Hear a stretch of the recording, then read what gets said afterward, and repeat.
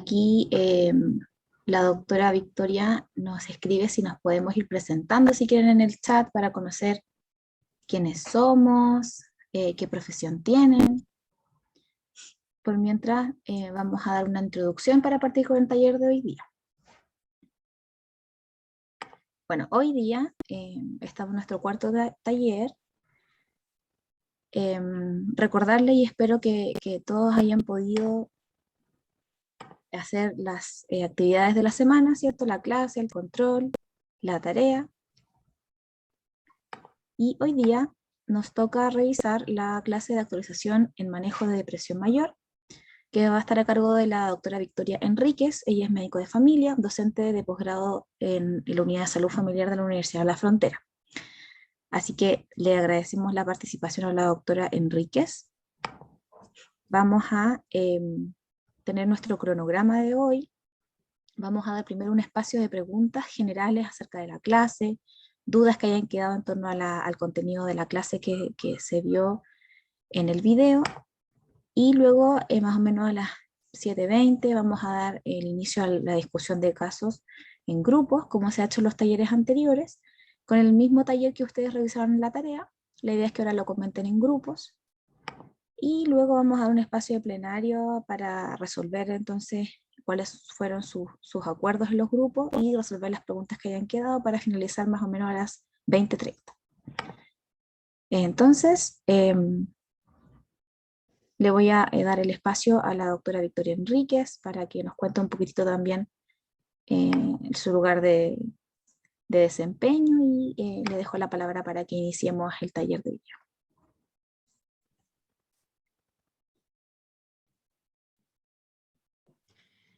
Hola, espero escucharme bien. Apagué mi cámara. Discúlpenme que haya apagado la cámara porque tengo la impresión de que se me corta un poquito el audio. ¿Ya? Así que si es que no me escucho, me avisa. ¿Ya?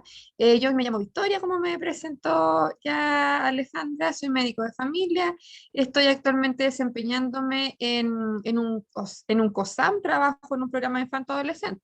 Ya, igual desde la perspectiva de médico de familia, trabajo en atención secundaria, entonces igual es un poco diferente no estar desde la atención primaria, pero sí harto tiempo estuve trabajando en un sector, en un programa de atención primaria, así que igual desde esa perspectiva igual he estado desde el otro lado de la vereda, digo, yo he estado desde ambos lados. Quisiera saber si es que cuando vieron la clase se quedaron con dudas, se quedaron con impresiones, algo que quisieran comentar previo a que pudiéramos revisar el caso en cada una de las preguntas que fueron planteadas para este taller. Igual lo otro que quería destacar es que me di cuenta de que hay de hartas profesiones dentro de nuestro taller. Vi químicos farmacéuticos, vi médicos de familia, nutricionistas, enfermeras, y eso también es muy importante porque podemos tener una mirada más integral de lo que significa el tratamiento de nuestros pacientes y el manejo, y no solamente desde la parte biomédica, porque muchas veces todos nos enfocamos o los médicos tendemos a ver la parte más farmacológica, nos vamos hacia ese lado. ¿Ya? Entonces igual es interesante el que tengamos harto equipo.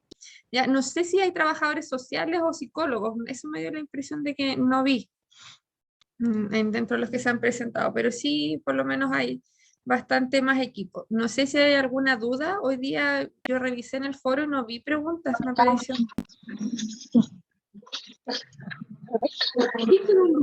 25, 379, 826.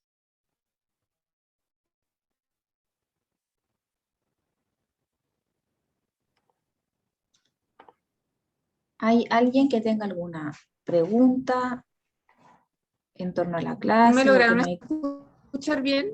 Sí, sí te escuchamos súper.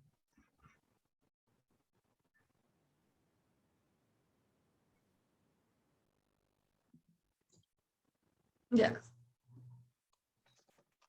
Sí, yo tenía una duda, más que nada con el tema del tamizaje, doctora, porque claro, usted hablaba principalmente del PHQ9 y el PHQ2.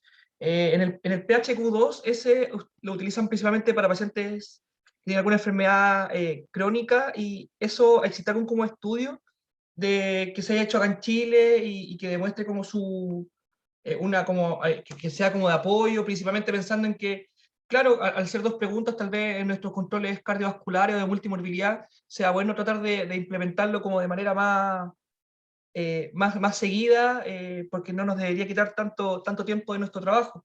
Entonces, ¿existe como algo en Chile al respecto? Creo que me caí un poco como un poco en la pregunta, es como en la mitad, pero ¿Existe como entiendo que algún preguntaste estudio o alguna por el validación PHQ. sí, con el Sí, es Q2? que exactamente el Q2, en la presentación, que es, por eso se los puse, está validado, es un estudio chileno que salió hace poco, sale en la revista, no me acuerdo ahora en este minuto cuál era, pero es una revista chilena que sale ese estudio. Te puedo decir inmediatamente en qué revista lo saqué, pero sí es una revista chilena que salió hace poco, el 2020, Salud Mental en situación de pandemia, no. Ay, no me recuerdo en este minuto en qué revista, pero sí estaba hecho en Chile. Entonces, esa era la importancia de mostrar estos dos estudios, que estas dos test con tamizajes que sí habían sido hechos en Chile. Validación, porque en donde sale la fotito se veía, pero fue una revista chilena.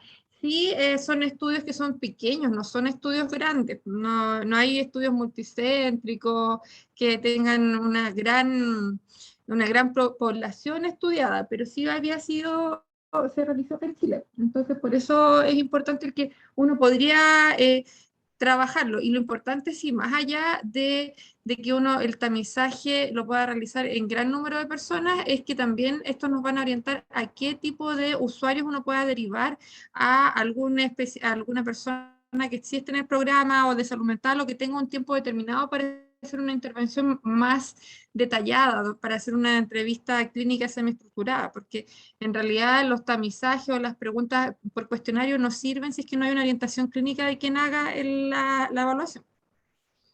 Pero sí te van a servir. Y esto fue chileno, sí. No me acuerdo yo en este minuto del autor.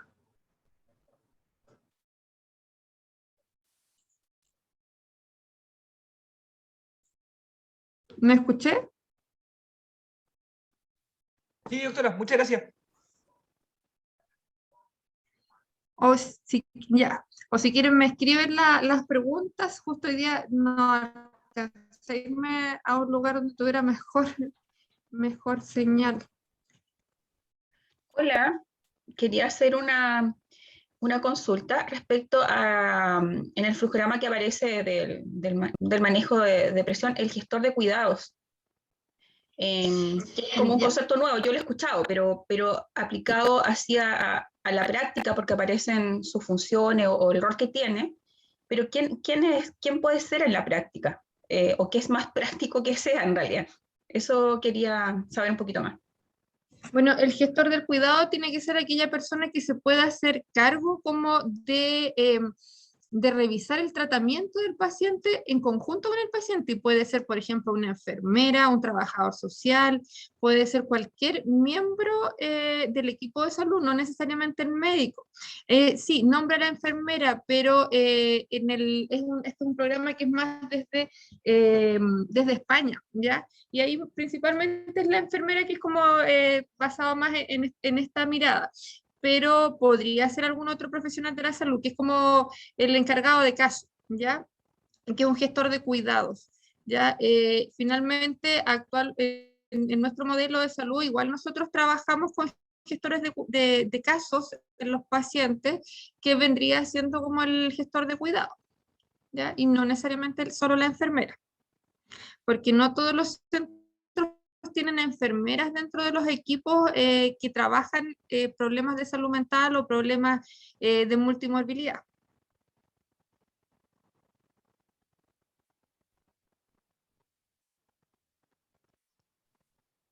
Ok, gracias. Sí, se supone que acá está ay, no sé si se llama gestor de casos, pero en la multimorbilidad, que es variable quién puede hacer. por lo menos en mi centro hay una enfermera, hay una nutricionista, depende del sector, porque se ha hecho sectorizado, pero tiene que ver más bien con citaciones, controles, como lo entiendo yo. Pero acá en salud mental me llama la atención porque igual es interesante, más que todo en la parte de salud mental, que nosotros trabajamos a veces como médicos o sea, bien como aislados, no aislados, pero concretamente con los pacientes. Tenemos pocas horas de psicólogo, por lo tanto a veces no, tampoco pasan más, la mayoría de las situaciones son con médicos. Entonces es súper importante un rol aparte, independiente que esté dentro de la multimorbilidad, a veces donde no se ha aplicado todavía el programa al piloto, igual es importante, es un rol interesante, por eso lo pregunto. Claro, o sea, se habla más desde la enfermera en este modelo que es español, pero la idea es que siempre puede ser el que conozca más a la familia, conozca más al paciente, pueden ser trabajadores sociales, terapeuta ocupacional, ya, la enfermera, nutricionista, como dices tú, el que pueda hacerse cargo del paciente y también distribuir de una manera equitativa los roles también dentro del equipo, no sobrecargar solo a un profesional, ya, o todos los casos de salud mental, lo que muchas veces ocurre, se van para el psicólogo, y no necesariamente tiene que ser así, o sea, pudiesen haber encargados de caso o gestores de caso que no fueran solo el psicólogo en salud mental, dependiendo de las necesidades que podamos visualizar, porque esto debe ser un programa que sea también en conjunto con el paciente y que sea individualizado. Esto no es una receta. ¿Ya?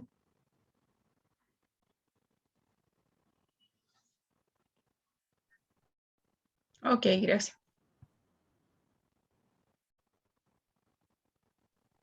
¿Alguna otra duda, pregunta que les haya quedado de la clase?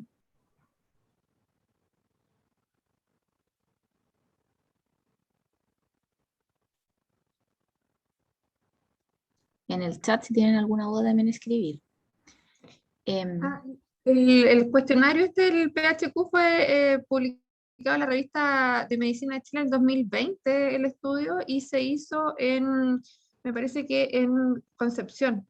Ya se hizo acá en Chile, estaba ilegal acá en Chile, el cuestionario con 2 preguntas.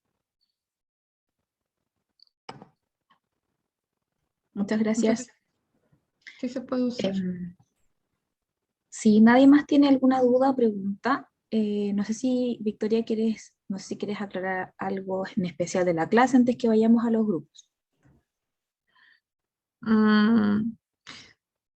En realidad, como no habían preguntas previas, no preparé ninguna. Lo que preguntaban otras veces era el tema farmacológico en cuanto al uso en embarazadas, que les llamó la atención, que sí se puede usar, que qué tipos de fármacos usar. No sé si es que tuvieron dudas ahí en las preguntas, que también no usar la paroxetina durante el embarazo, que las primeras 2 semanas los fármacos no pasan, no hay placenta que atraviese finalmente hacia los bebés, así que no hay mayor riesgo, ya que los IR se pueden usar durante el periodo del embarazo, siempre midiendo riesgo versus beneficios, porque de repente igual se le tiene harto temor al tema de usar o no usar fármacos.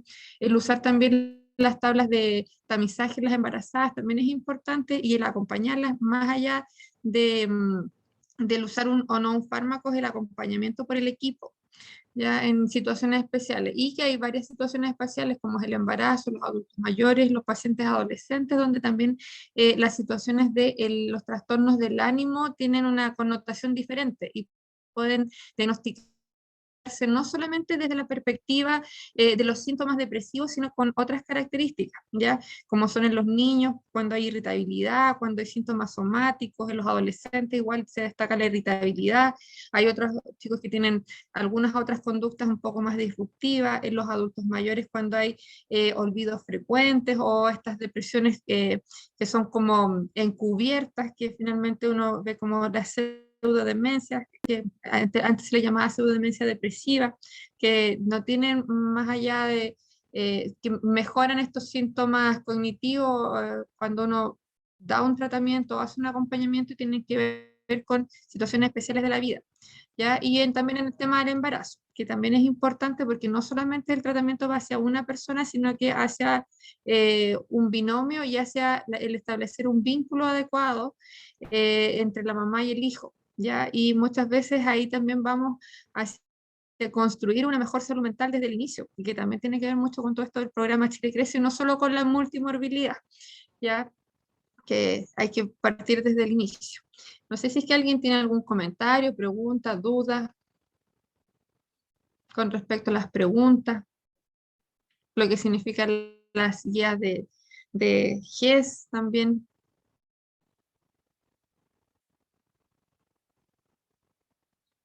Entonces vamos a los casos. Al caso, que era un caso de una mujer. Ya, perfecto. Entonces, todos deberían haber tenido acceso al caso, que era la tarea. Entonces ahora nos vamos a dividir en grupos pequeños para que puedan compartir lo que ustedes respondieron en la tarea, ¿ya? Respecto al caso clínico, y en conjunto les pedimos que cada grupo vaya registrando el acuerdo que tuvieron en torno a las preguntas, y vamos a recoger luego, posteriormente, lo que vayamos, ¿cierto?, discutiendo respecto al caso. El caso, bueno, lo proyectamos acá, pero la idea es que ustedes lo tengan descargado para que vayan a trabajar en los grupos. Y acá les tenemos las preguntas. La idea es que para que tengamos tiempo de recoger con tiempo y no todos nos enredemos con el tema de las preguntas, la idea es que ustedes comenten las preguntas en su grupo, pero luego vamos a recoger por grupo, ¿ya?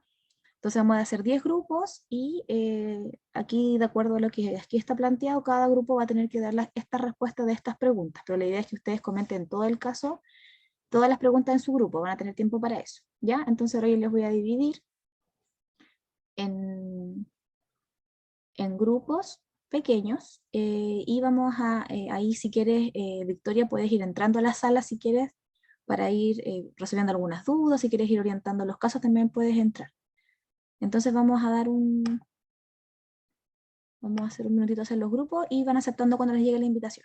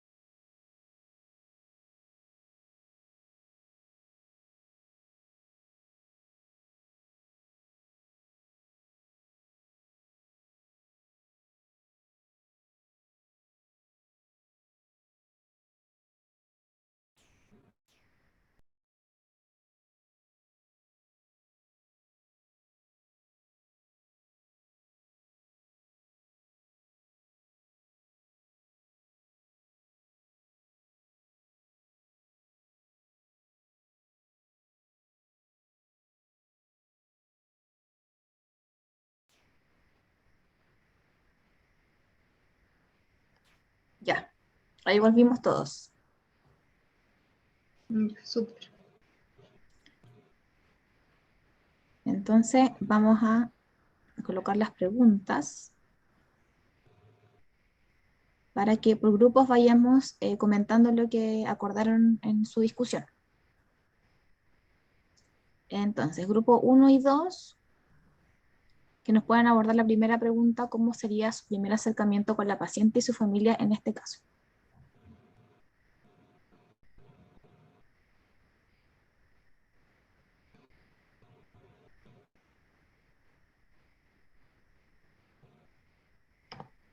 ¿Algún representante, chicos, del grupo 1 y 2? Yo del grupo 1, Ya, Valeria. ya, nosotros estuvimos conversando la pregunta y lo primero que vimos es realizar una entrevista desde la empatía, ¿cierto? Manteniendo siempre lo que es la escucha activa, la asertividad en la comunicación. Haríamos una entrevista dirigida a los síntomas actuales que tiene y en especial a la referencia sobre la ideación suicida de la usuaria. También indagaríamos en su situación familiar, laboral y sentimental. Es importante también que valoremos sus redes de apoyo, las redes primarias y secundarias, y por supuesto coordinar con dupla psicosocial una posible visita y el contacto directo con sus hijas.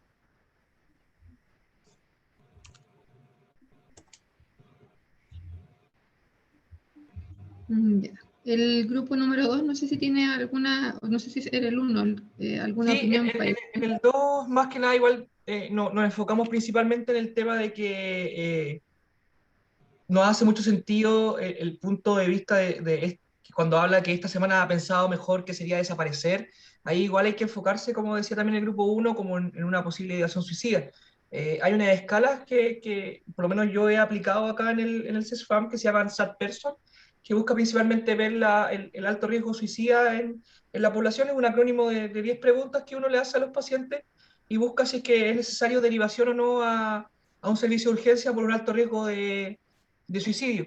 En este caso, ella aproximadamente nos da entre 4 y 5 más o menos, entonces entre un riesgo bajo y moderado de suicidio. Entonces ahí lo que habría que hacer principalmente, aparte de la contención emocional de ese momento, es activar redes, como también ha dicho el grupo 1, ojalá con algún familiar o persona significativa de la paciente, porque tal vez puede ser que su familia no esté muy al tanto de su situación o esté incontactable, pero sí existe tal vez alguna persona significativa, amigo, amiga o alguien que la pueda apoyar. Y lo otro también es sí o sí activar dupla psicosocial, si es que tenemos la posibilidad de activarla rápidamente en el SESFAM con una atención en ese mismo día, sería mucho mejor. Pero en ese caso, y tal vez ver si es que es dependiendo de los síntomas actuales, la habilidad emocional o otros síntomas psiquiátricos para hacer el diagnóstico ya de depresión, el inicio de medicamentos también.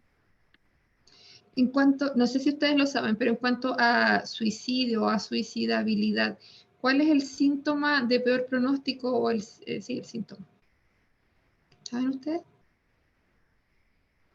La desesperanza. Desesperanza. Haber tenido un intento previo. Desesperanza. La desesperanza. Sí, parece que aprendieron bien. La desesperanza. Cuando el paciente dice que no ve que haya vuelta atrás en el futuro, entonces siempre hay que indagar cómo ve el futuro. ¿Ya? Y en cuanto a, como tú decías, se pueden usar escalas o entrevistas semiestructuradas y hay que y que uno tenga claridad que el preguntar no hace que el paciente vaya a pensar en hacerlo, sino que siempre en una entrevista uno debería pensar, ir a esas preguntas, ¿ya? Que a uno se le quite el miedo a preguntar esas cosas. No sé si es que alguien quiere contarnos o quiere comentarnos de qué preguntaría cuando hay ideación. No sé si el mismo Américo o algún otro compañero de algún otro grupo.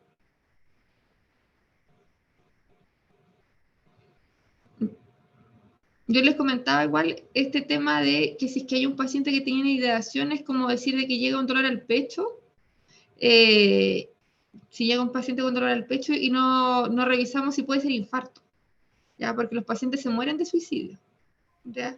Es como que se mueren de infarto, entonces tenemos que saber qué hacer. ¿Ya? ¿Qué Hola, habla pregunta? Catalina. Sí, ¿Ya? en cuanto a eso, a mí me gustaría, por ejemplo, indagar en las características de esa ideación. Ya explorar, por ejemplo, si las ha tenido en otras oportunidades, si tal vez ha escuchado voces, en fin, indagar un poquitito sobre esas características. Ya. Y en las características, esto de escuchar voces, tú dirías así como, a ver, como en cuanto a explorar la sensorio-percepción, más que nada, o si es Sí, que alguien le dice que quiere hacerse daño. yo creo que pueden ser ambas porque tenemos que ir descartando. Ya. Igual es importante si es que estas ideaciones, cómo lo hacen sentir el paciente, porque hay algunos pacientes que van y son egodistónicos y no dicen, no, me molesta, vienen estas ideas a mí y yo las quiero sacar, vienen constantemente y no quiero que lleguen. Y hay otros pacientes que dicen, en realidad, cada vez que vienen yo siento que es la única salida, entonces vamos a ser un paciente de mayor riesgo. O, por ejemplo, hay pacientes que tienen imágenes, preguntarles si ven imágenes, si estas ideas vienen como una secuencia, si ellos se imaginan, qué es lo que han pensado que podrían hacer, si es que han planificado, cómo es el rango de la planificación, si es que el paciente le dice a uno, sabes que yo pienso que podría quedarme dormido y no despertar nunca más, es diferente a un paciente que no le dice, sabes que sí, he pensado que yo debería, no sé, buscar un lazo y he buscado en internet maneras de cómo hacer nudos. O sea, un paciente que tiene planificación, que ya ha buscado y tiene un alto grado de planificación que un paciente de mayor riesgo. También la posibilidad del control. ¿Tú sientes que lo podrías hacer, que lo llegarías a hacer y bajo qué condiciones? Y ¿cuál es, quizás es igual, es probable que lo sepan, cuál es el predictor de mayor riesgo de suicidio? El haber tenido un episodio, un intento previo. anterior. Intento previo, ¿ya? Entonces igual es importante preguntarles a los pacientes, porque la mayor parte de aquellos que hacen un nuevo intento han tenido un intento anterior, o la gente que finalmente tiene suicidios consumados ha tenido un intento previo, o le han dicho incluso a un profesional del área de la salud en los meses anteriores, ¿ya? Entonces igual es importante preguntarles, ya, si tuvieron intentos anteriores, o lo más cerca que han llegado hasta a hacerlo, ya, porque de repente los pacientes dicen, no, nunca lo he intentado, pero el paciente estuvo con la cuerda colgada en una viga, o tenía la bicicleta, tenía todo guardado para irse a tirar al río, y justo alguien llegó y lo pilló, ya, pero tenía como todo muy estructurado. Entonces es un paciente que tiene un mayor riesgo, y que la evaluación del riesgo suicida es una foto del instante, ¿ya? Entonces, bajo esas condiciones también uno tiene que activar las redes de apoyo, ¿ya? Por ejemplo, con los niños adolescentes, uno tiene que decir a los papás, ¿ya? También ahí está el tema de la confidencialidad, ¿ya? ¿Cómo trabajas la confidencialidad frente a estas cosas? No sé si es que ustedes eso lo han revisado alguna vez, tienen alguna técnica, o cómo, porque hablamos del ambiente seguro. ¿Qué les parece la situación de confidencialidad cuando uno tiene que enfrentarse a esto? ¿Se guarda la Yo, confidencialidad? yo creo que Se rompe la en la, confidencialidad. perdón, en la entrevista con adolescentes lo que yo entiendo es que primero uno tiene que partir diciendo que lo que vamos a conversar va a quedar como dentro de la confidencialidad, pero se tiene que precisar que si se habla de algo que atente contra su vida o su riesgo de salud, nosotros vamos a tener que hablar con otra persona, y eso decirlo como desde el principio para tener claro cómo va a funcionar. Y ahí está el tema de idea suicida, entonces decírselo desde antes. Pero hay otros temas que sí se resguardan en el fondo, que no implican un riesgo para la vida. Por lo menos eso yo sé del tema de los adolescentes. Se plantea al inicio, con ellos a sola en el fondo.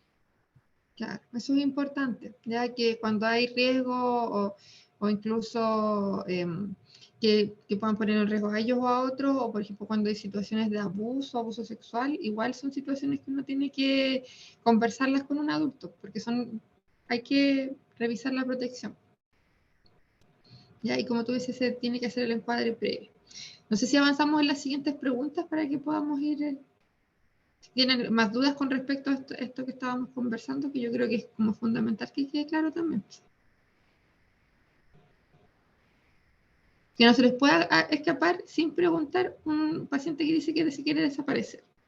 Ese era mi objetivo el día de hoy. Y no se puede escapar, porque de eso la gente se muere. Ya. La pregunta número 2, no sé quién, grupo 3 y grupo 4.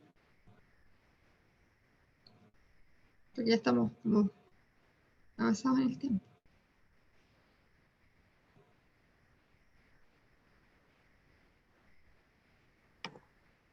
Ya, chicos, el grupo 3 y 4. Hola, yo, Guillermo, Ya. del grupo 3. Bueno, la verdad es que yo tengo como la versión más escueta de mis compañeros, que mis compañeros se explayaron mucho más, y considerando el contexto de esto, una primera atención que nos tocó la mala suerte de verlo justo en movilidad, onda 12 minutos, 15 minutos. Entonces, ¿qué estrategia consideraría? Voy a reflejar acá. Ya, bueno, aplicaríamos directamente los criterios, ya sea DSM-5 o CIE.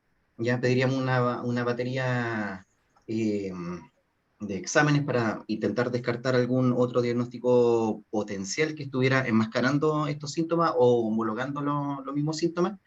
Eh, Algunos incluyeron TSH, batería completa de exámenes, otros establecieron también la posibilidad si que existe alguna manometría como para descartar de que no fuera una somatización su reflujo, sino que fuera efectivamente una enfermedad por reflujo gastroesofágico. Otros también intentaron ver FSH y LH, dependiendo del contexto de su edad, si está cercana a su menopausia, climaterio, ¿sí? Eso como de forma escueta y precisa. Ya. Dentro del equipo habían principalmente médicos. Éramos los 4 médicos. Ya. Hola. Mirada. Algo para complementar lo que dijo mi compañero, que sí, los 4 éramos médicos que estábamos ahí, era como que hacer primero una anamnesis, o sea, como ya sacar y rebuscar todo lo que podamos encontrar. Como mencionaba, un examen físico, la batería de exámenes, y ahí como que si se pudiera, aparte de los criterios CIE-10, tal vez utilizar algún test. Yo en esta pregunta incluí la del sad person para ver lo de el intento o la ideación suicida, pero creo que en general habíamos coincidido en eso. Ya.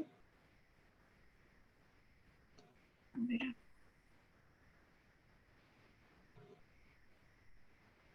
¿De algún otro grupo?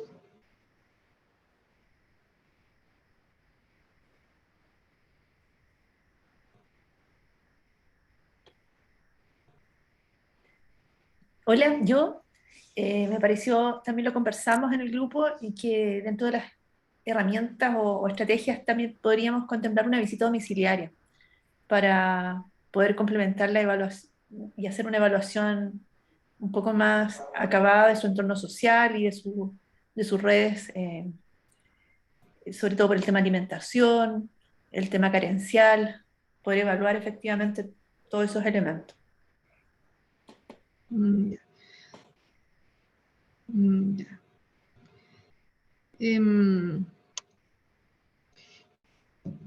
Algo, sí, también sería importante. ¿Y en la visita domiciliaria podrían ocupar o aplicar alguna herramienta de evaluación familiar, por ejemplo?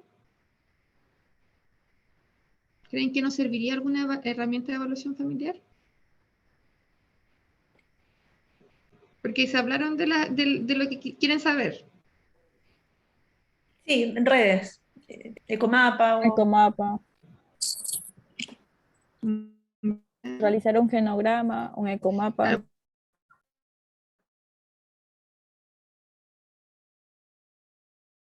Tal vez ocupar el Salud FAM, que igual se utiliza bastante para ver también como riesgo familiar.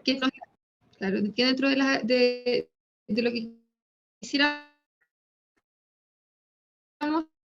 saber, quisiéramos saber cómo ¿Mm? ¿Ya? Aplicar matriz de riesgo. Se corta la... Victoria, Se escucha mal, no escuché. sí, Ya, Victoria, está súper cortado tu dentro de la audio. familia nuclear y ver cómo es su adaptación en el ciclo vital. Ya, espérense. Tengo un segundo, a ver si estoy.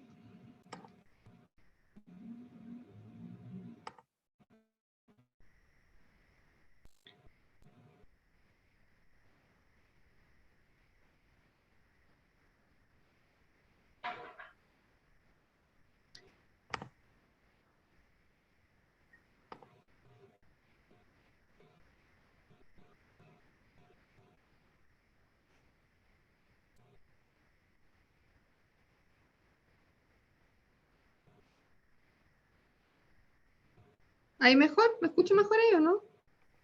Sí.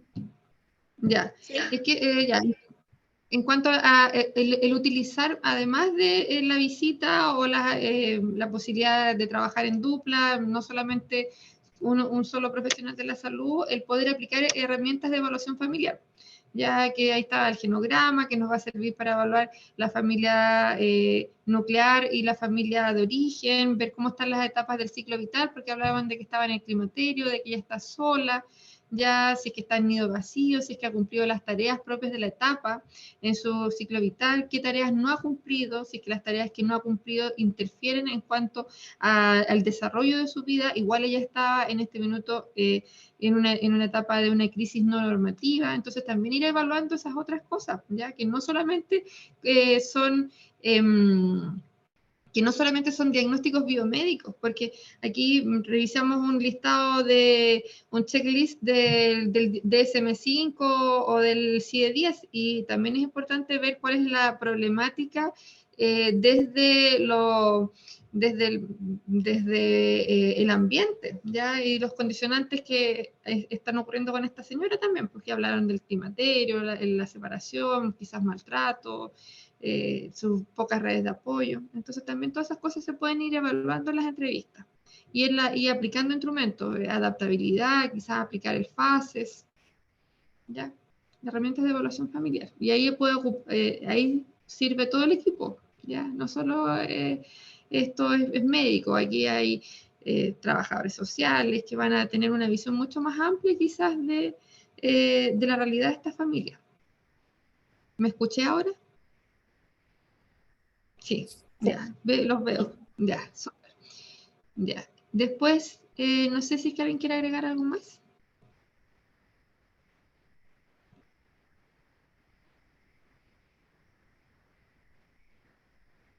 ¿No? ¿O preguntas?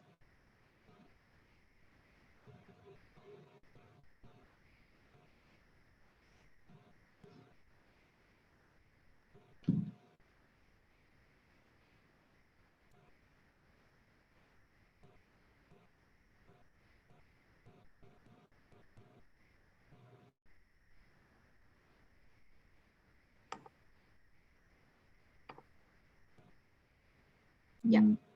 Pasemos a la Entonces, siguiente. para la siguiente pregunta, las hipótesis diagnósticas, grupos 5 y 6, por favor. Ya. Hola, acá María Leonor del grupo 6. Ya, nosotros conversamos con el grupo y entre las posibilidades diagnósticas, primero descartar obviamente las comorbilidades médicas a través de una buena anamnesis y exámenes clínicos. Por ejemplo, tenemos la enfermedad de reflujo gastroesofágico, el síndrome de colon irritable, el hipotiroidismo. Dentro de las hipótesis diagnósticas en relación al caso, por ejemplo, un trastorno afectivo bipolar, trastorno ansioso, trastorno adaptativo, distimia, ver si es que la paciente tenía consumo de sustancia, y ya viendo desde la parte más como global, tener en cuenta lo de su separación, su BIF, ¿ya? Que sufría la paciente.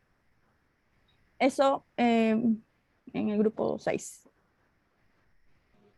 Ya.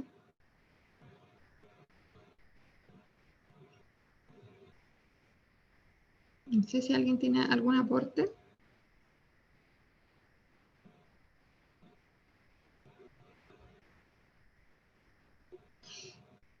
¿Cómo estructuran un diagnóstico en salud mental?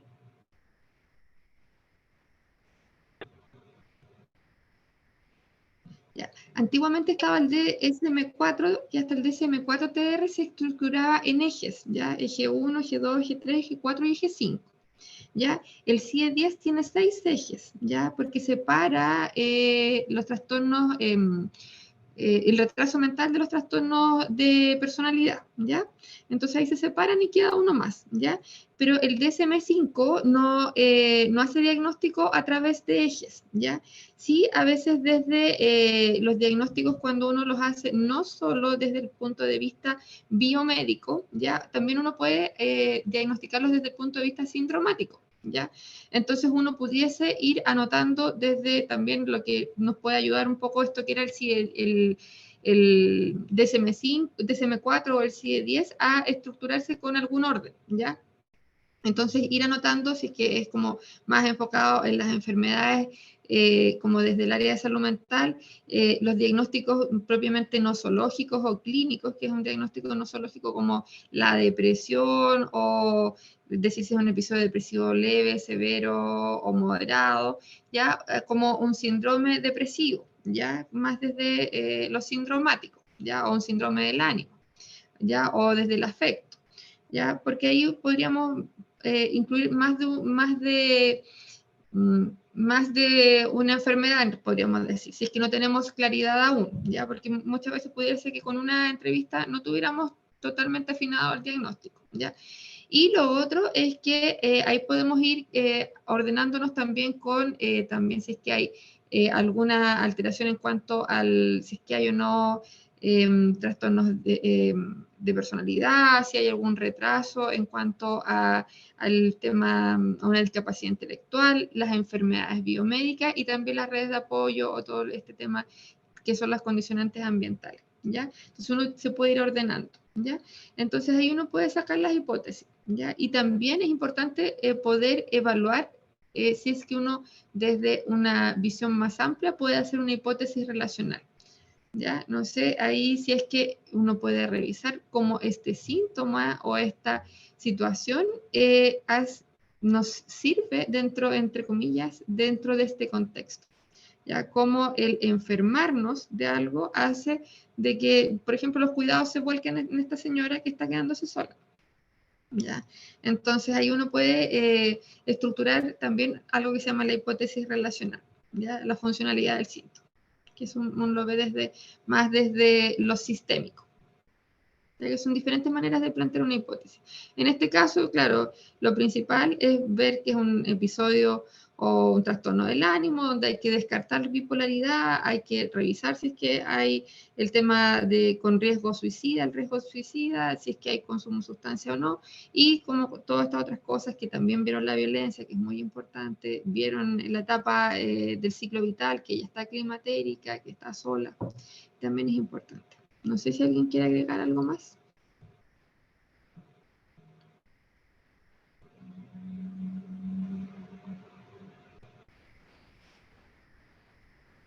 Claudia. En un momento yo vi una parte, planteaba igual, bueno, el episodio depresivo moderado vimos en el grupo, bueno, y en las otras cosas, pero un trastorno de pánico.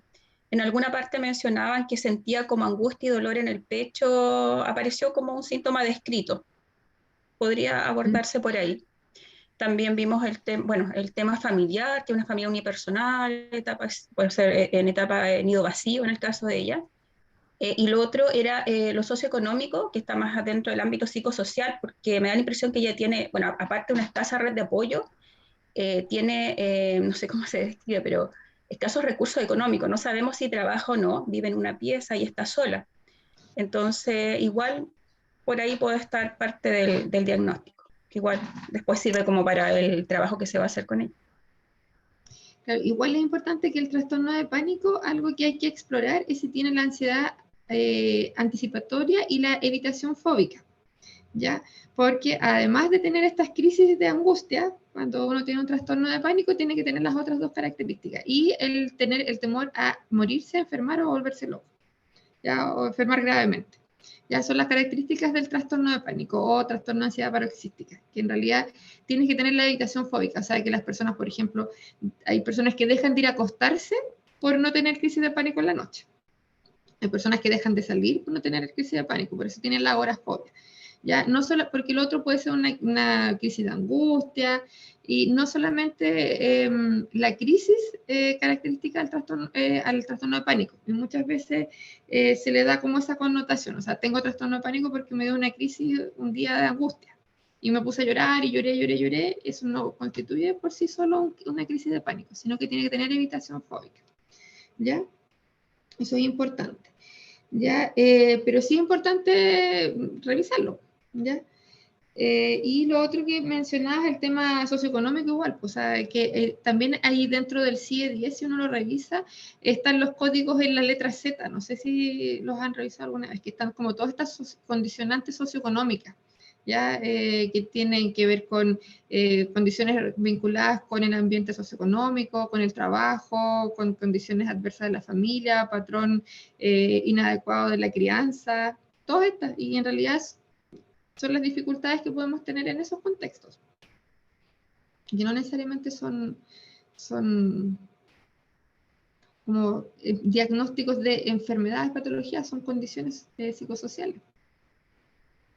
Alejandra. ¿No? ¿Puedo hacer ¿Alguien? una consulta? Mónica, ¿sí? Dentro de una parte de lo que refiere al caso, menciona todos estos síntomas, pero dentro de todo tiene exámenes normales, entonces ¿podría tratarse igual de un trastorno somatomorfo? Podría ser. Podría, pero mira, cuando uno ve como todos estos síntomas que están como en los síntomas del ánimo depresivo, uno puede también poner con síntomas de somatización, ya que también están en el episodio depresivo, es una de las especificaciones que uno le puede poner a la depresión. Los episodios depresivos moderados con síntomas ansiosos, con somatización, más allá de un trastorno somatomorfo que solamente se caracterizaría más por eso que por esto más del ánimo, ¿ya? Porque igual ella tiene ánimo bajo, baja energía, anedonia, ¿ya? Ah, ya. No, lo decía por el contexto digestivo, pero sí me queda claro. Gracias.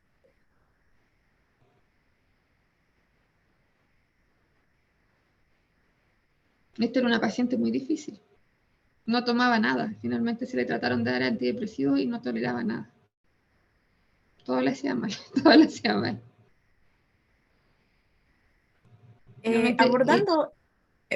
Abordando en esa parte, pero creo que es en la siguiente pregunta. Sí, lo voy a dejar después, justamente por lo que dijo del tratamiento. Es difícil. Quizás el que parte en el grupo 7 u 8 con el manejo.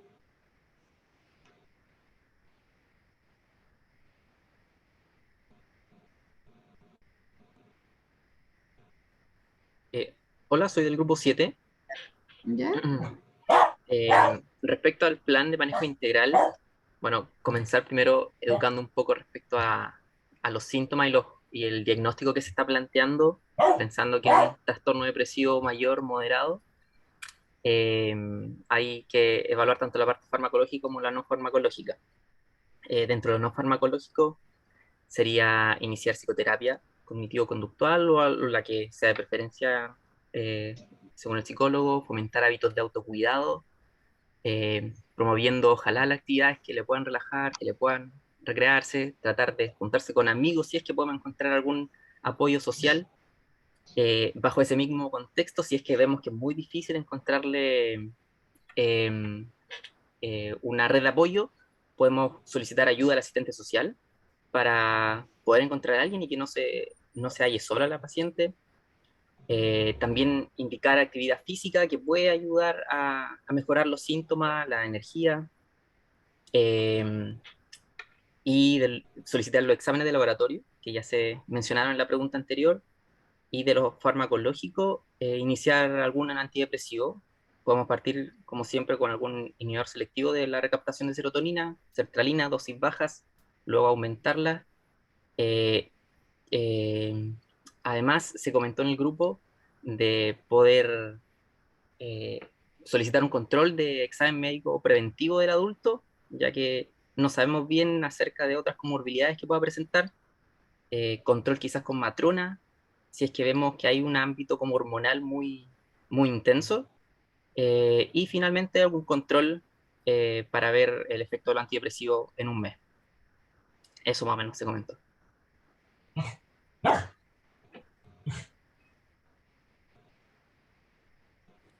Hola, acá del grupo 8.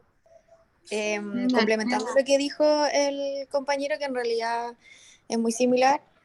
Nosotros vimos también el tema de coordinar visitas domiciliarias, de evaluación y después para control. Eso como además de lo que ya dijo el compañero del grupo 7.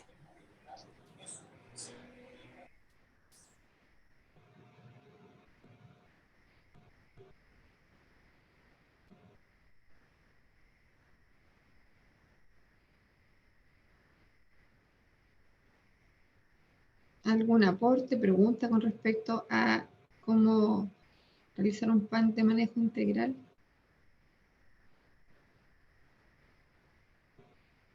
Yo creo que una parte muy importante es que un plan de manejo integral también tiene que ser consensuado con el paciente.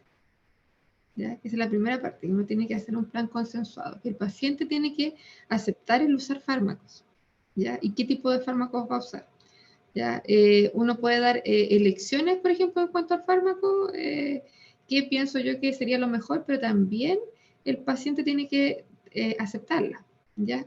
Uno puede orientar al paciente, pero el paciente el que tiene que ser el dueño de su propia terapia, ¿ya? Y el que pueda empoderársele con respecto a su tratamiento, ¿ya? Uno lo puede orientar, ¿ya?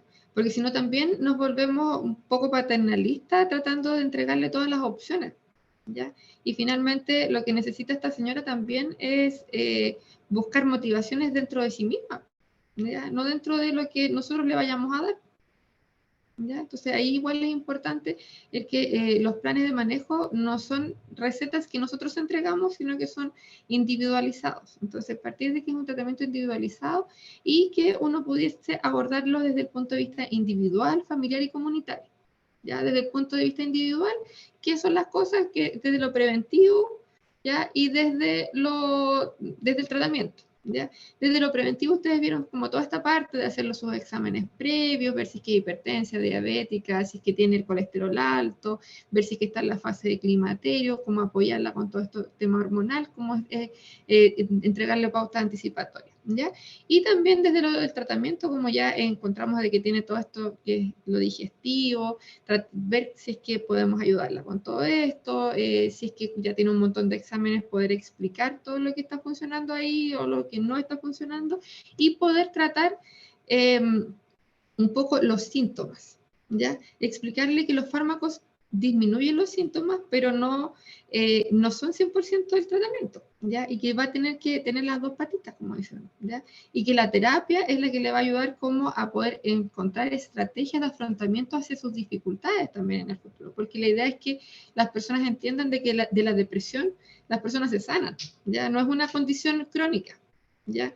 Un episodio depresivo uno debería recuperarse, incluso de manera sin tratamiento las personas igual se recuperan alrededor de 6 o 8 meses. Un episodio depresivo moderado habitualmente remite de manera espontánea, ¿ya? Pero tiene mayor riesgo de recidiva, ¿ya? En cambio, hay también un porcentaje de las personas pueden hacer episodios más crónicos, a la cronificación, ¿ya? Pero la mayor parte remiten de manera espontánea. Entonces, igual ahí es importante que el paciente también sea dueño y se haga cargo de las decisiones que tome, ¿ya? Que no es porque nosotros le obligamos, entre comillas, a tomarse un remedio o se lo dimos 3 meses y después en la farmacia no se lo volvieron a dar y yo dejé el tratamiento, sino que él es el que se hace cargo también de tomar un remedio, ¿ya? Y después en lo familiar, hacer las intervenciones también preventivo-promocionales y también las que son de acompañamiento, ¿ya? Y lo comunitario, la inserción, la reinserción, revisar si es que se puede activar como en cuanto a, no sé, como decían ustedes, a que participe en algún club, haga más desde las actividades que ella pueda, no sé, gimnasia, otras cosas, pero que también sea ella la encargada de buscarlos. ¿Ya? Porque nosotros si es que le entregamos una parrilla programática y la señora no hace nada, finalmente también nosotros nos vamos a frustrar y vamos a decir, bueno, nosotros le dijimos todo lo que tenía que hacer y la señora no hizo nada, ¿ya? Entonces también es desde lo que cada usuario necesita, ¿ya? Y también dándole sus espacios, porque no podemos entregarle todo de un viaje.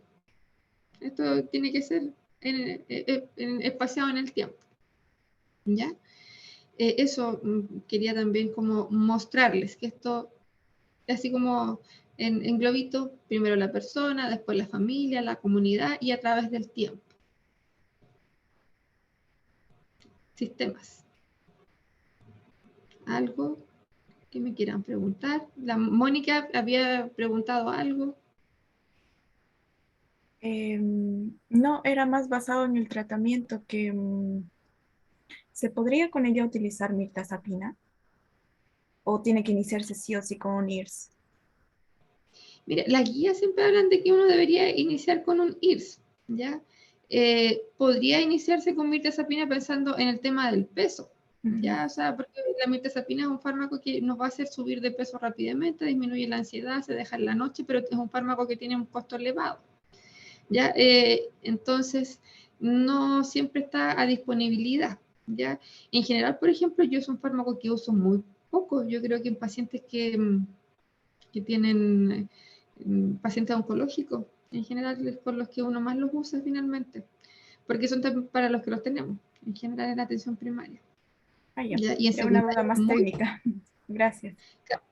claro, en general, muy poquito, ¿ya? Y lo otro es que hay muchos pacientes que ganan peso muy rápido, ¿ya? Entonces también los pacientes, algunos no quieren ganar peso tan rápido con la mirtazapina, porque la mirtazapina en general hace subir rápido, y la dosis que uno puede usar es de 15, 30, 45, no más que eso. Con la sertralina, que es el antidepresivo así como estrella, uno puede llegar a dosis de 200 miligramos, y ahí igual es importante que cuando uno habla de que un paciente es resistente al tratamiento, tiene que optimizar dosis también rápido. Ya no es que uno mantenga al paciente con una respuesta parcial al tratamiento durante 4, 5, 6 meses. Ya, por eso de repente vas y le dejas 50 miligramos y lo vas a ver en 3 meses más. Entonces la idea no es esa, o sea, la idea es poder controlarlo a las 2 o a las 3 semanas, y si hay una respuesta parcial, pero todavía falta, uno debería aumentar la dosis para tener una respuesta adecuada sin síntomas sin síntomas adversos, ya que todavía no tenga náuseas, vómitos, dolor de cabeza, que algo que le molesta al paciente. Pero sí llegar a una dosis adecuada donde el paciente sí sienta que realmente ya está bien. Y con una dosis adecuada, cuando el paciente tiene remisión de síntomas, ya que uno debería esperar que fuera una remisión idealmente completa, uno debería mantener el tratamiento después del primer episodio depresivo de al menos unos 8 meses. Ya 6, dice la guía, 8 meses. Cuando hay un segundo episodio depresivo, uno debería pensar en 1 año al menos, ya porque la posibilidad de recidiva es mucho mayor mientras más episodios depresivos en la vida tiene un paciente. Y después de un tercer episodio depresivo, uno debería pensar de que el tratamiento es por vida, como decía el paciente. ¿Ya? Ahí sí, cuando ya ha pasado un periodo, uno podría estimar de que podría bajar un poquito la dosis. Si es que necesito 200 miligramos de sertralina, podría bajarla un poco, por ejemplo. ¿Ya? En el tratamiento de mantención, pero lo ideal va a ser de que ese paciente siga en acompañamiento, y eso es lo otro, de que en atención primaria muchas veces no vamos a curar a los pacientes de todas sus problemáticas psicosociales, pero sí los vamos a acompañar. Entonces, cuando hayan crisis, hayan dificultades, podemos ir anticipando, nos podemos ir acompañando, ¿ya? Y si tenemos pacientes que tienen antecedentes o dificultades para enfrentar los cambios o las adversidades, podemos irlos acompañando en estas devenires de la vida. La vida nunca está exenta de problemas. Dos También, preguntas con el caso, perdón. En el caso de ella que tiene tanta sintomatología digestiva y siendo que los CIR casi todos producen malestar abdominal, ¿qué podríamos hacer con ella? Y una vez mantenido el tratamiento de mantención, ¿cuánto tiempo nos toca para irlo quitando? ya, buena pregunta. ¿Y cómo? Mira, ahí uno para partir un tratamiento con una persona que es muy ansiosa tiene que partir con dosis bien bajitas y subirlas muy lentamente para que el paciente acepte el tratamiento. Ya, la sertralina en general tiene hartos efectos adversos. Hay que ir viendo el que al paciente le haga menos mal. ¿Ya? Puedes probar con la sertralina, si no funciona, yo encuentro que la fluoxetina en general tiene peores efectos, y la que menos efectos adversos debería ser el escitalopram, ya que es la que debería andar mejor, ¿ya? Pero uno ahí tiene que ver cómo anda el paciente. Después de 2 semanas, los efectos adversos digestivos deberían calmarse, ¿ya? Porque uno tiene que saber que en todo el sistema digestivo también hay terminaciones nerviosas, está todo el sistema que no está bajo nuestro control, entonces todo eso también tiene neurotransmisores, y por eso uno también aumenta el tránsito intestinal en algunas personas, en otros está todo lo de la sequedad de boca. Todo esto es porque en todo nuestro cuerpo tenemos liberaciones de sustancias neuroendocrinas y neurotransmisores. Entonces, por eso también nos afecta solo lo que es nuestras emociones. ¿ya? Y eso hay que explicárselo al paciente. Le puede doler la cabeza, puede tener mareo, se le puede secar la boca, puede andar estítico, puede andar con la digestión más rápido, pero eso se le debería pasar, ¿ya?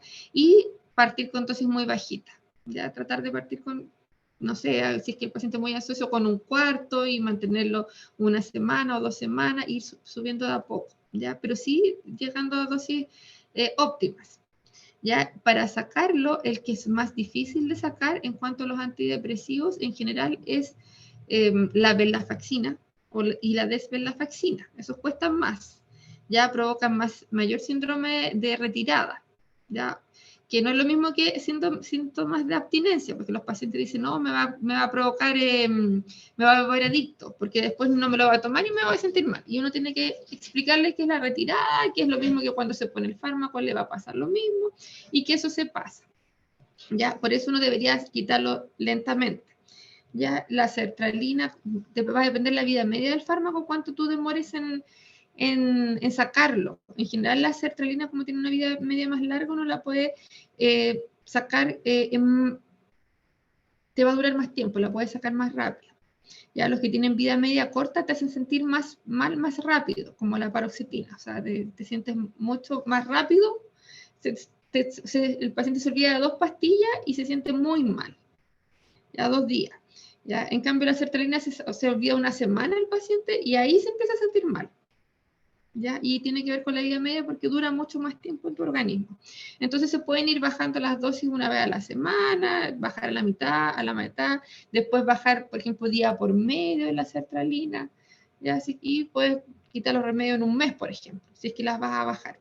Y también ir controlando y saber y explicarle al paciente que las 2 siguientes semanas que esté sin fármaco, lo más probable es que se sienta más mal, ya que tenga síntomas. ¿Ya? Pero que eso es normal y que después va a volver a sentirse tal cual como se sentía, de eso es lo ideal, si se sentía tomando los remedios. Que no va a volver al estado anterior, que no va a volver a estar deprimido. Que eso es lo que uno busca. Puede estar más irritable unos días y después se le va a pasar.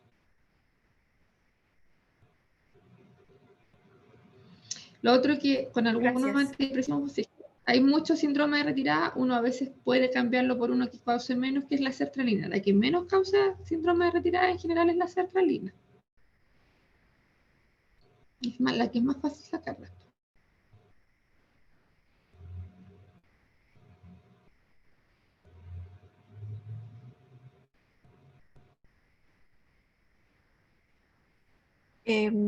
Otra consulta. Cuando se usa, por ejemplo, benzodiazepinas, sea clonazepam, diazepam, alprazolam, ¿estos de qué manera igual se los puede ir sacando? Lo ideal es, primero, explicarle a los pacientes que los fármacos como las benzodiazepinas, eso sí producen adicción, ¿ya? Porque actúan en el mismo nivel que actúa el alcohol en nuestro cerebro. Tienen unos receptores que no son muy buenos.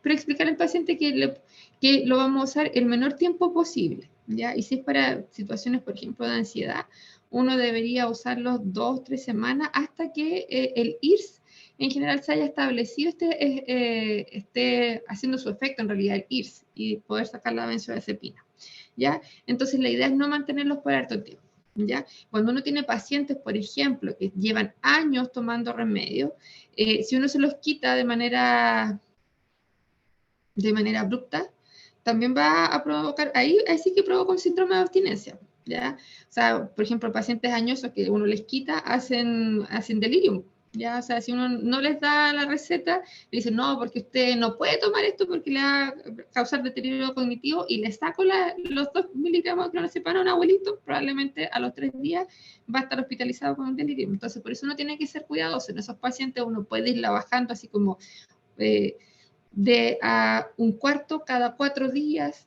irle quitando de a poquito y viendo si es que tolera bajar, pero de muy poco, ¿ya?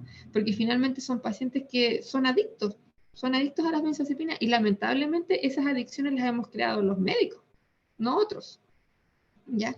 Sí, ahí uno puede tratar de cambiar por un fármaco que sea menos malo, ¿ya? En algunos casos, que disminuyan la agitación, ¿ya? Porque los viejitos pues, igual pueden provocarse, los adultos mayores que se agiten cuando uno les quita los fármacos o que ya estén agitados y dejan clonazepam y no es lo ideal. Muchos están con estos fármacos y que además aumentan el riesgo de caída, hartas cosas. Pero lo ideal es no dejarlos lo menos posible.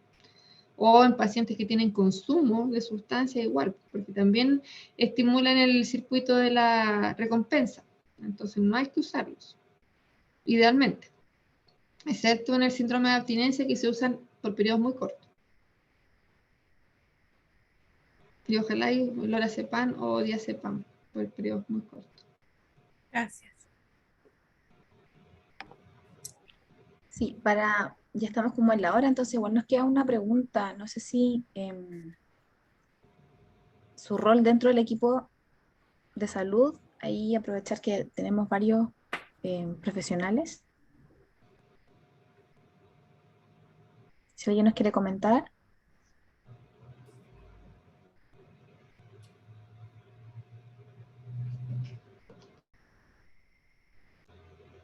Hola, bueno, en el rol de, por lo menos yo de nutricionista, evaluaría el tema que tiene ella de su alimentación, de la baja de peso que ha tenido, de su tipo de alimentación y la orientaría a una alimentación saludable, previa evaluación antropométrica, porque no sabemos si tiene sobrepeso, obesidad o está bajo peso.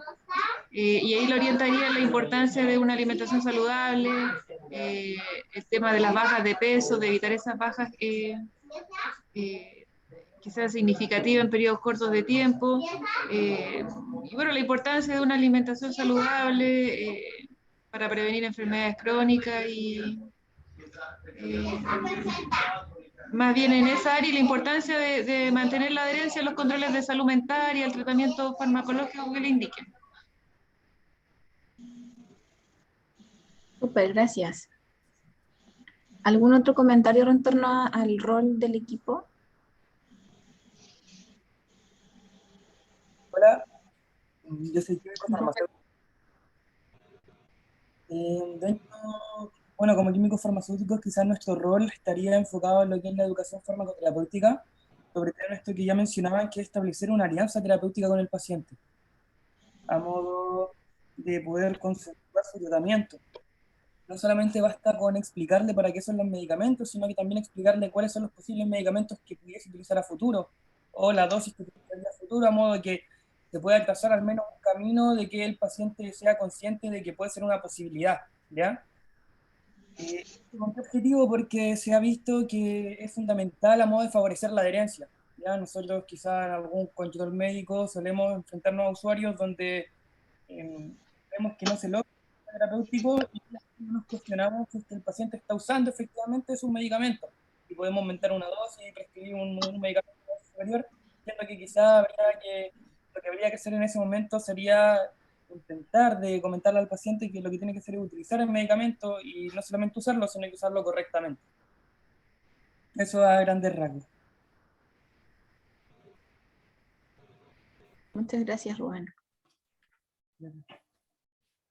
¿Alguien más nos quiere dar su opinión en torno a su profesión, más allá de lo farmacológico que se ha conversado harto, pero quizás algún otro profesional que pueda quizás dar una mirada más, también desde su perspectiva?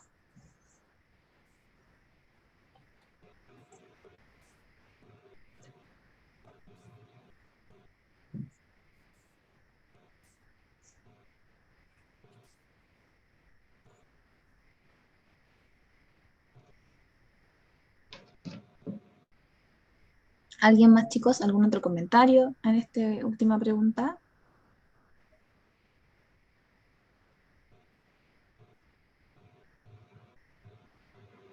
Hola. Bueno, yo puse aquí en relación a la última pregunta, monitorizar regularmente su estado de salud mental, educar al paciente y la familia acerca del diagnóstico, evaluar la adherencia farmacológica y los posibles efectos adversos y hacer un enlace con el COSAN en caso de necesitar una consultoría. Obviamente también tiene que ver mucho las habilidades blandas del equipo, del médico tratante, más que nada ser un facilitador y contenedor de las emociones. Eso. Gracias. No sé si Victoria quieres darnos algún otro Yo a eso agregaría, comentario. a lo que agregó la compañera, como profesional del área de la salud, el de acompañar. Porque por lo que se veía en el caso, es una paciente que tiene escasa red de apoyo y muchas veces su red de apoyo somos nosotros. Entonces, eso yo agregaría, por lo menos mi rol de enfermera. Eso mismo quería mencionar yo, lo que menciona Carla, que muchas veces nuestro rol es el acompañamiento, ¿ya? Porque el paciente es el que decide, el que va a tomar las decisiones si sigue con nosotros y si es que se va a tomar o no los remedios, si va... Entonces, lo que nosotros tenemos que aprender es a darle el protagonismo al paciente. Ya nosotros podemos orientar, dar un montón de prescripciones, pero es al paciente que hay que crear una relación, ¿ya? Con el paciente hay que crear una relación donde haya confianza, donde él sienta que es escuchado, que es valorado, ¿ya?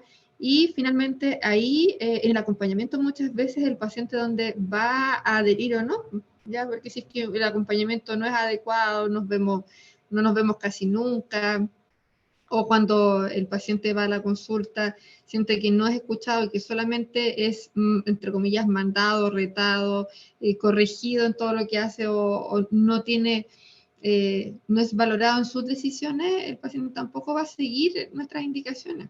Ya muchas veces tendemos a ver todo desde las cosas que le falta hacer al paciente y también hay que destacar todo lo que las personas hacen, ¿ya? A veces con muy poquitos recursos hay que destacar esas cosas chiquititas que logra hacer la gente, o sea, ya dejó de fumar y antes se fumaba 20 cigarros, ahora se fuma 3, hoy qué bueno que ha ido avanzando, o ahora va una vez al gimnasio a la semana o va cada 15 días, qué bueno, o bajó 1 kilo, qué bueno, ya, porque de repente, pero la vamos a seguir retando porque sigue estando con un índice de masa corporal sobre nuestras estándares, siendo que para la señora quizás o para el caballero fue un gran esfuerzo.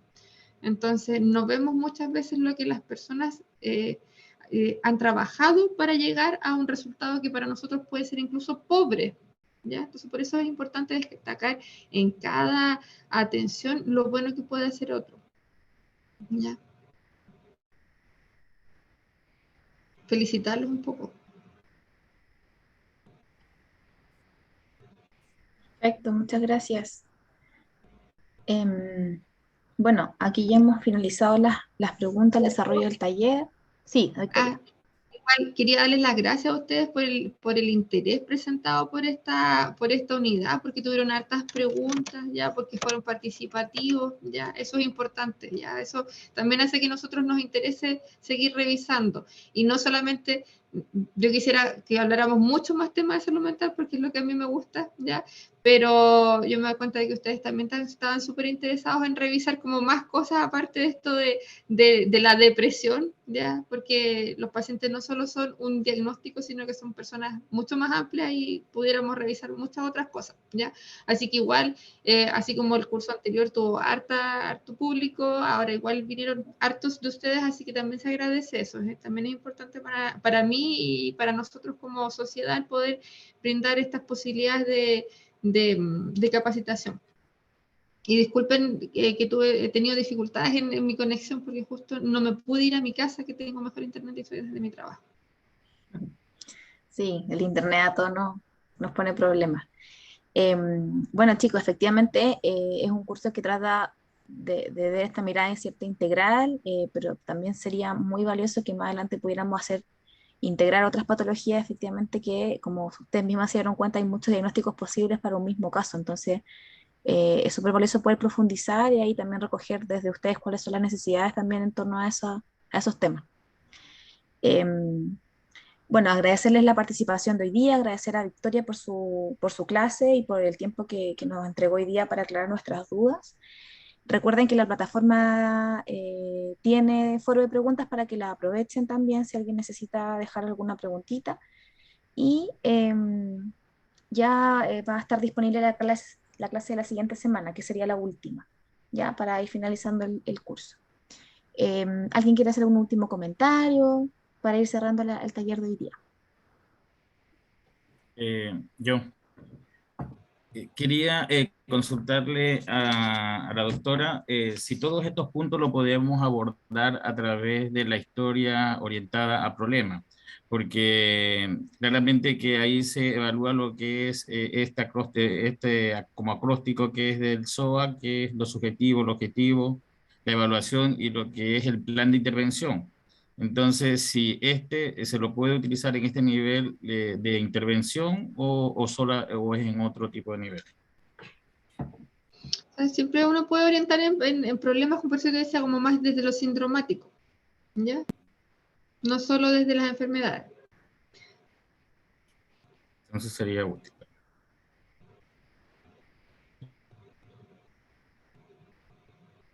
Super. Ya chicos, esperamos que haya sido una charla para aclarar un poco las dudas, ¿cierto? Y tener esta visión un poquito más integral, con una mirada desde lo familiar también, sobre todo que aparece mucho en los casos de salud mental. No olvidar, ¿cierto?, este enfoque multidisciplinario, así que es muy valioso que en este curso tengamos muchos profesionales distintos que nos puedan dar las miradas. Así que agradecerle a toda su participación de hoy día. Nuevamente agradecer a Victoria por su tiempo y nos estamos viendo nosotros la próxima semana. Así que tengan una buena semanita todos. Chao, gracias. Muchas gracias. Chao, chao. Chao. Gracias. Chao. Chao.